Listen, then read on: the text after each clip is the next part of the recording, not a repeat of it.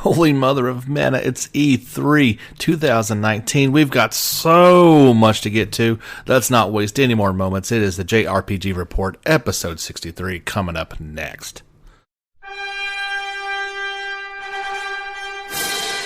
Hello, everyone. Welcome back to the JRPG Report podcast. My name is James Fisher. We have got the biggest of biggest shows ever today on the podcast. I don't even know how we are so blessed to have all this amazing information come out of E3 that will no doubt go down as one of, if not the best E3s for JRPGs of all time. And we're only officially at day one. So much came out before the presentations even got going. There were leaks. There so much to talk about. And so the only way I know how to get started is where everybody is talking about. The internet is just going crazy with stories. But let's talk first and foremost about what we have been waiting for a long time, what we've been talking about and speculating about. We finally have Final Fantasy VII Remake. It was front and center. Actually, as we had speculated about the concert the night before, they dropped the bomb on everyone. And it was revealed and announced to the world the release date, along with the new trailer. And it is March 3rd, 2020, a simultaneous worldwide release. It's crazy big news. I think this is a release date that they can actually stick to. Many had hoped to get something here in 2019, and that does not appear to be the case. I was more of the opinion that something would come out before the end of the fiscal year, and so coming out March 3rd gives plenty of time for them to get it all ready. Some very impressive trailers are out there for it. Everything you can find, you can find it so many different places, but if you want one place for all just JRPGs, go onto our Facebook page. I have thrown them all up on there. But let's start talking a little more in detail about what we learned, actual concrete facts, which is what I've been waiting for, about Final Fantasy VII Remake. First, of course, we know the release date, March 3rd. And another big thing we learned, as they were talking, you can see the whole Square Enix presentation online. I think it's about 20 minutes long. They took Sony's spot, and they wasted no time talking about this game. They talked to remake producer Kasasi, and he was on stage and said that remaking Final Fantasy VII has allowed us to dive deeper into the world and its characters than ever before. This is the first bit of key information. The game design was optimized for this title as well, and we anticipate 2 Blu-ray discs worth of gameplay content. The first game in this project expands on the story of Midgar, and is such an elaborate retelling of what has become a solid standalone game in its own right. So does that mean Game 1 will end when you leave Midgar? If you're going back to the original game, that was definitely not a halfway point in terms of overall game length. Now, could they expand upon it enough to make it that? I'm thinking that's exactly what they're saying here. So you're going to have, if Final Fantasy VII took us 60 hours to beat, that means 30 hours is going to be in Midgar. That's a lot of content that they're going to have to expand upon, but that is what they're talking about, if indeed that is the halfway point. What was even more exciting about than those two details was watching this game in action. They brought out Neil Pabon, and he really explained the battle system in detail. They slowed it down. They finally talked about what was going on, and immediate comparisons were Final Fantasy 15. It's not that, guys. It's not turn-based. It's not pure action. It is what they're calling a hybrid gameplay system that merges real-time action with strategic command-based combats. So, for starters, each press of the square button will swing Cloud's Buster Sword. He can attack, dodge, and block all in real time. His standard attacks do some damage, kind of chipping away at things, but that's really where it goes into the more tactical, turn-based element to it. So at the beginning, at least, if you'll look down in the bottom screen, you'll see that he has 2 ATB bars, active time battle bars. They are displayed in the bottom right. They'll fill up slowly as you take damage and deal out damage. Once that's full, you can enter into what's called tactical mode, where time slows to a crawl, and you have the opportunity to choose actions from the command menu. So this is where you're going to get your limit breaks. This is where you can now cast magic. It is, I really like this idea, guys. I've been on the skeptical train from day one about this title. Not only because it changed the Final Fantasy VII's battle system, but I was worried about another repeat of 15. It doesn't appear to be the case. Now, you can either play it in this mode, or you can make it a pure action game. You can actually, once your ATB bars fill up, you can assign those to shortcuts to do your limit breaks and magic. And I think there was 4 shown at the time. You could probably even get that up to 8 later on in the game. Now, even using an item in battle will deplete the ATB charge. But if Cloud has the right materia, and again they showed his Buster Sword with the 2 materia slots, and he has enough MP, he can use the ATB charges to cast spells. You can switch between characters on the fly with just a simple button press, so it showed them switching back and forth between Cloud and Barret. Of course, he has a completely different fighting style with the gun arm. It looks like it's going to be really advantageous to control all of your party members based on the situation. Obviously, Barret can attack enemies in the air, enemies from a distance. Cloud can go in and roll and be the tank. Very, very cool stuff, I think. You keep on dealing damage until the enemy breaks, and you can deal even more damage. They become staggered. I'm sorry, you'll deal bonus damage at that point, but we're not talking about a break system like was in 13 that you pretty much had to do. This is completely just a bonus. It'll help you out. All tactical mode invokes the command selections from the original Final Fantasy VII and allows players to enjoy battle while taking time to think strategically. For players who prefer that fast-paced option, you can do the shortcuts. So that's all very exciting. We got to see not only Cloud and Barret, we got to see Aerith in action a little bit more. And finally, the world got to see sweet, sweet Tifa. And she was kicking tail all over the place. Very acrobatic moves all over the place. I don't believe it showed her limit breaks. I may be mistaken. I haven't had time to watch these more than once, to be quite honest. There's been so much information come out, but what we saw was very, very impressive. Not only her character model, but seeing her fight in action was just too cool. We actually got to see the entire fight with Scorpion Tail from start to finish. It's certainly not it looks like an easy fight. The whole game has certainly been reimagined, and there's a lot more action going on. There's segments where he's about to do his charge attack. You've got to hide behind debris. So it got me very, very excited. It even showed the boss fight. I can't recall his name just off the top of my head, but the final sewer boss down there and doing some damage against him that you face down below Don Cornelo's. They did not waste any time in announcing special editions for this game as well. You've got the deluxe, the digital deluxe, and the first class editions. The $80 deluxe edition, which of course is available for pre-order. They didn't shy away from that at all.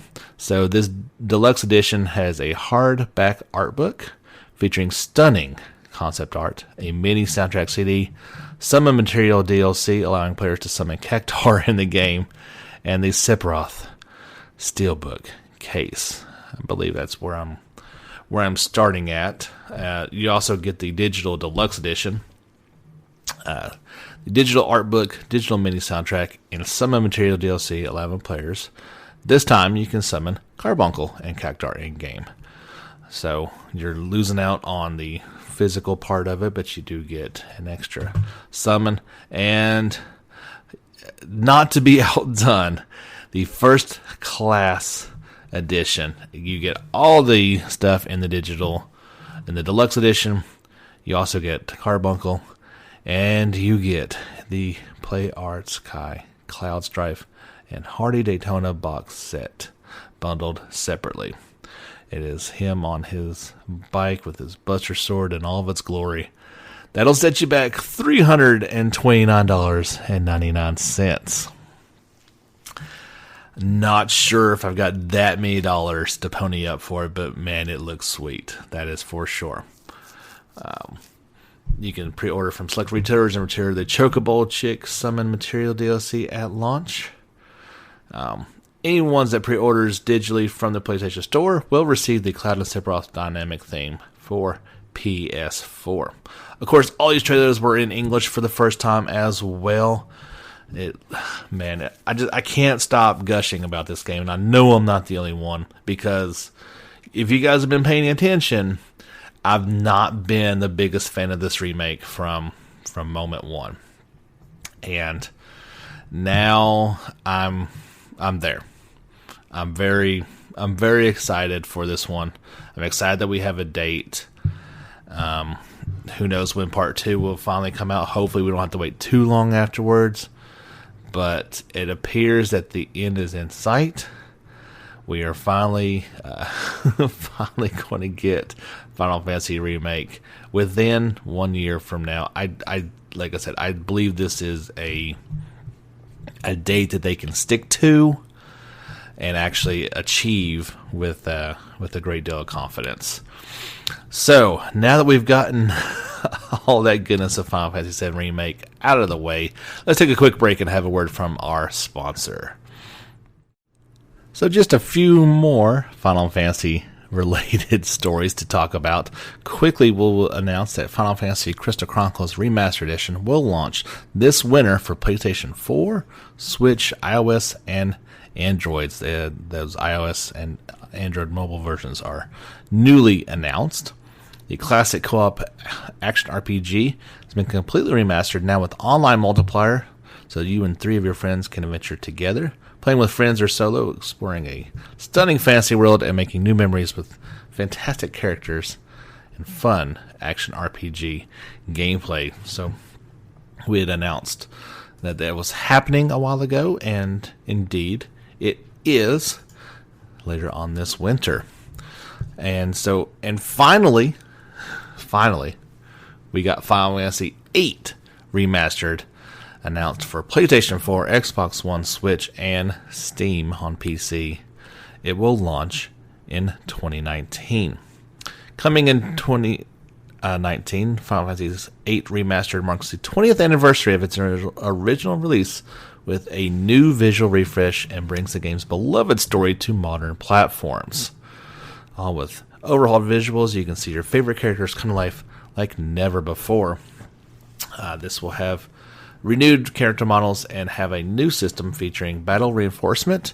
You can keep HP and ATB at maximum, allowing special skills to be activated at any time. You can turn on and off battle encounters and go up to triple speed. So all scenes will advance at 3 times their speed, excluding movies. The PC version will offer a bunch of different mods, including obtain all items, all abilities. Your GF levels can be maxed. You can max Gil out, max magic, obtain all special skills, obtain all the cards. So I know there was a few of you, dear listeners, that were eagerly waiting for FF8 Remastered to come out, and indeed it will sometime this year. And all these stories will have video accompaniment on the Facebook page, so you can check that out at your leisure. So Final Fantasy VII Remaster kind of stole the spotlight from anything else coming out thereafter, but there was one, perhaps one more, maybe other, that came out of nowhere. We weren't expecting it per se, and unfortunately it got leaked before E3. So, but let's go ahead and talk about it because it has now been officially announced, and that is Tales of Arise for PlayStation 4, Xbox One, and PC. It will launch in 2020, so we're still quite a ways away from this one.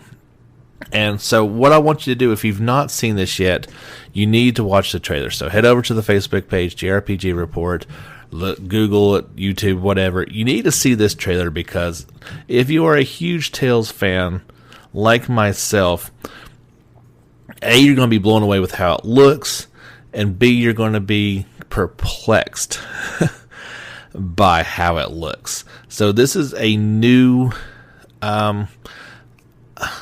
reimagining is probably not the right word for it, but you remember, for years and years, Tales has been under the direction of Baba, and he has since retired. And well, first he moved off to Square Enix, and then own studio, now gone. So now we're a completely new vision, and that is with Yusuke Tamazawa, the head of the God Eater franchise, and he is now the helm of the Tales of development team. There's a backstory to it with two neighboring planets, having one is basically farming the other for resource, and it's a dark reality that no one quite realizes. And so you get a character from each one of those worlds, and now they're going to try to start a new vision for the future, perhaps. So it says it's featuring an original cast of characters, a dramatic storyline, dynamic combat, breathtaking environments, with some classic Tales of elements included. Tales of Arise marks a new beginning for the famed JRPG franchise. So they're laying it all out there that this is a new start for it. You had Bandai Namco Entertainment America's senior global brand manager, Stephen Akana. He said the Tales of series is a foundational series within Bandai Namco Entertainment, and Tales of Arise marks an exciting new beginning for the franchise, with Tamazawa taking the helm of the development team.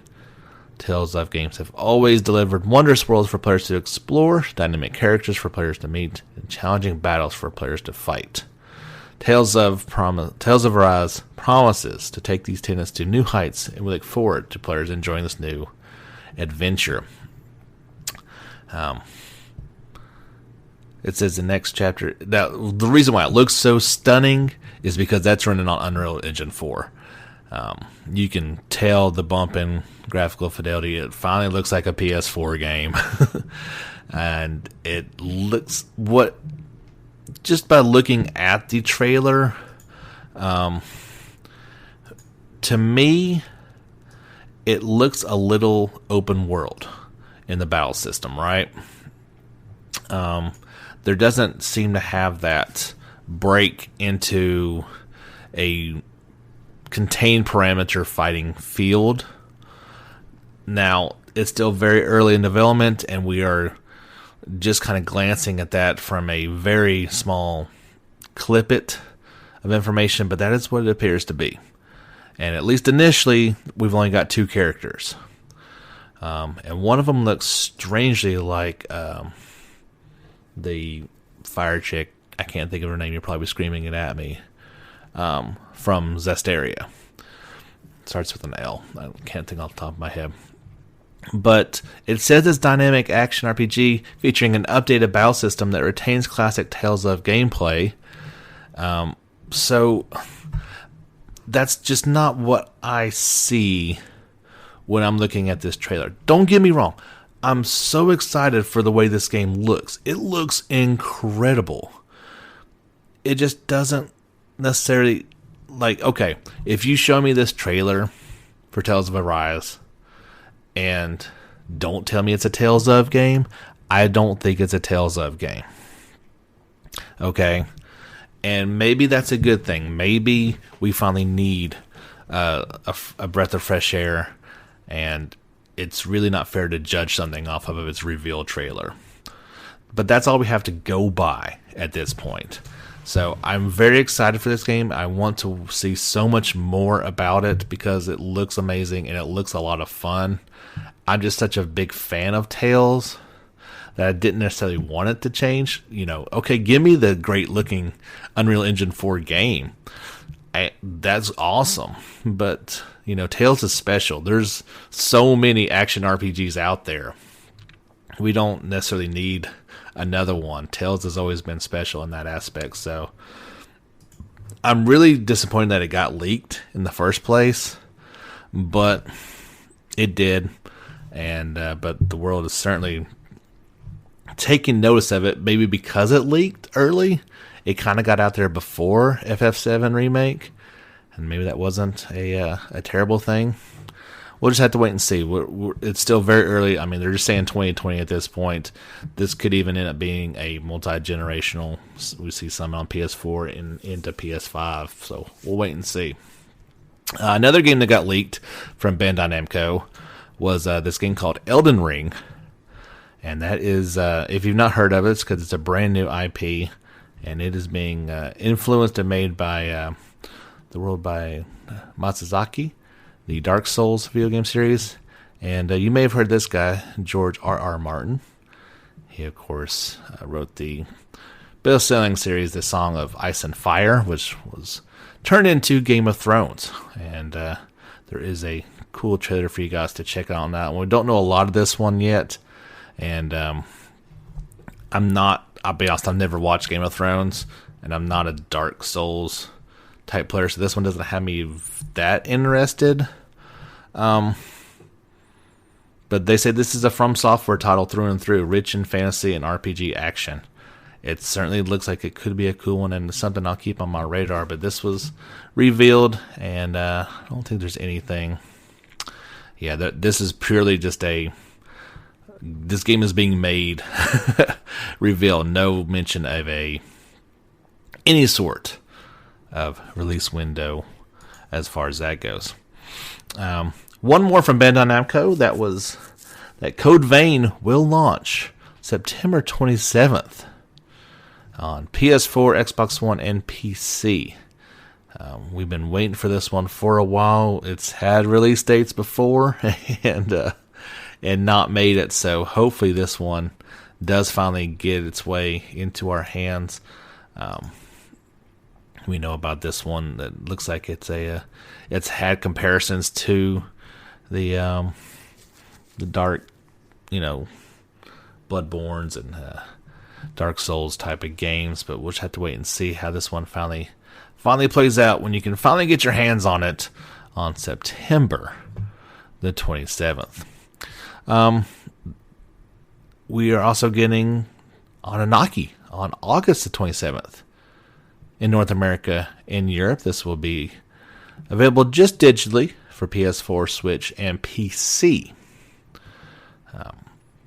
Square Enix announced that towards the end of their presentation. Of course, this is the third title from Tokyo RPG Factory and the first foray into the action RPG genre. It certainly looks like a very interesting game. It's got that really cool look to it, and we will wait and see how this one turns out. There's going to be a lot of games coming out then, so I'm not sure if this is going to be first and foremost on my to-do list, but I'll have to wait and give it a try. So, talk about a game that I did not see getting released at this point, but certainly very excited about it, and that is The Legend of Heroes Trails of Cold Steel. It will launch on PS4 on September the 24th in North America, September 27th in Europe, and those down under in Australia and New Zealand, well, you're going to have to wait until October the 4th. NIS America announced they have an awesome new trailer for that. It looks incredible. I was not anticipating such an early release. That is, I was hoping it would come out that early, but I was fully anticipating something closer to Christmas, maybe even slip into next year. So NAS America has been busy with the translations, and so you Trails of fans, you've got until late September or early October to get done with Trails of Cold Steel 1 and 2.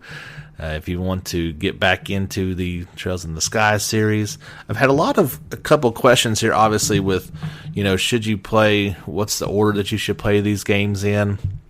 And I've told a couple of people, I can only tell you what I did. And that's, I jumped right into Cold Steel 1. Had no knowledge. I didn't know this was a game series at all until I saw this on PS3. I assumed it was a new game series. I did not know anything about the other games. So I played 1 and 2 in Cold Steel and had no problem figuring out what was going on in the world. I've later been told that I need to play Trails in the Sky before I play Part 3 in order to understand everything that's going on, and I do plan to try to do that. If you want to do that now, Trails in the Sky 1 and 2 are on your Vita. If you want to play the third one, you're going to need, and all three of these are available on Steam. I don't know why Vita didn't get the third Trails in the Sky game. It didn't. So that influenced my purchasing decision. I decided to pick them all up on Steam and play them that way. But if you want to jump right into Cold Steel, you do not have to play those other ones, because I didn't. Yes, you will gain a greater understanding of that entire world, but Cold Steel is set in Erebonia, and that is what it focuses on. Whereas the other games, it's a giant continent. There's other nations, and as you learn in Cold Steel, it's kind of everybody's at war. But don't feel like you have to go back and play those old ones.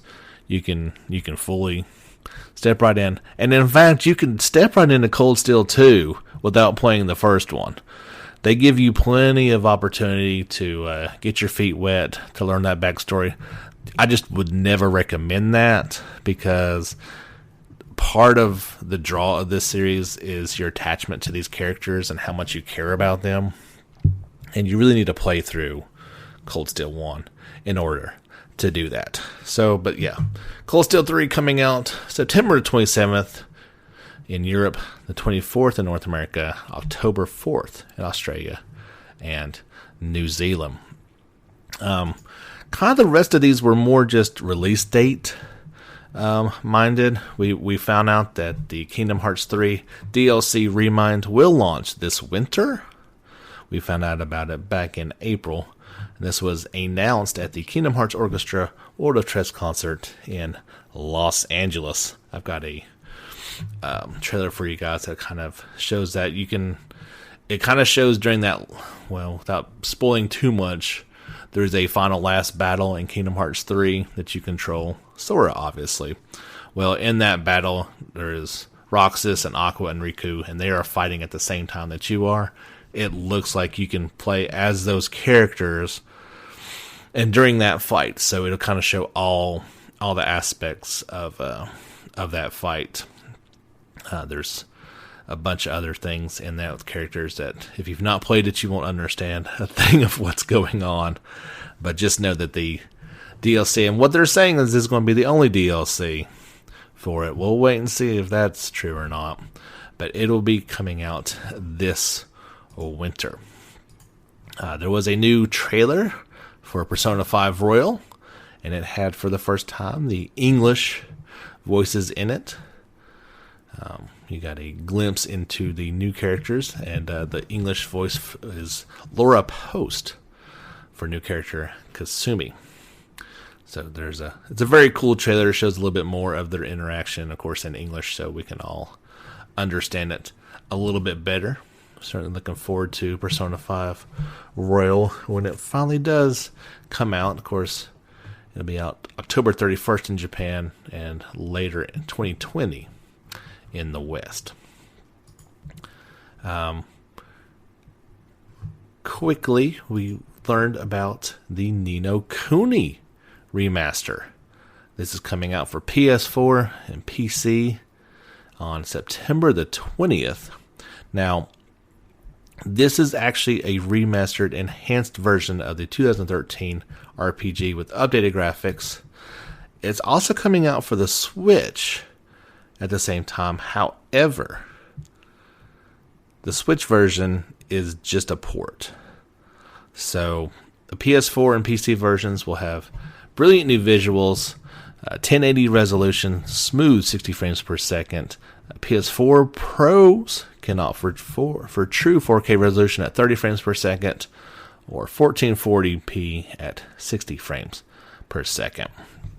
Like I said, the Switch version will be the original 720 resolution at 30 frames per second, while in TV mode and handheld mode as well. So I was pretty excited about maybe picking that up for the Switch, but since it's just a port of the game that I already own, I think I'm going to go for the PS4 version of that.